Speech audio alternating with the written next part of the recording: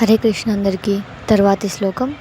అయనేషు చ సర్వేషు యథాభాగమవస్థితాః భీష్మమేవాభిరక్షन्तు భవంతః సర్వ ఏవ హి.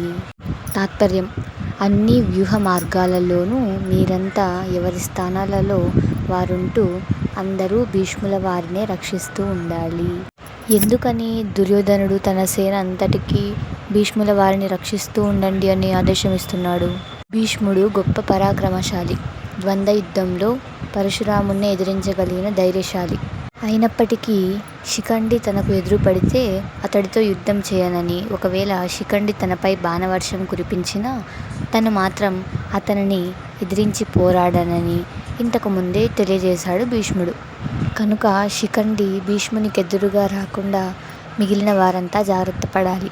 ఒక్క శిఖండి గురించి జాగ్రత్తలు తీసుకుంటే ఇంకా ఎవ్వరూ భీష్ముణ్ణి ఏమీ చేయలేరు అని దుర్యోధనుడు ప్రత్యేకంగా జాగ్రత్తలు చెబుతున్నాడు. ఇక నెక్స్ట్ వీడియోలో కలుద్దాం. Until then, Radhakrishna.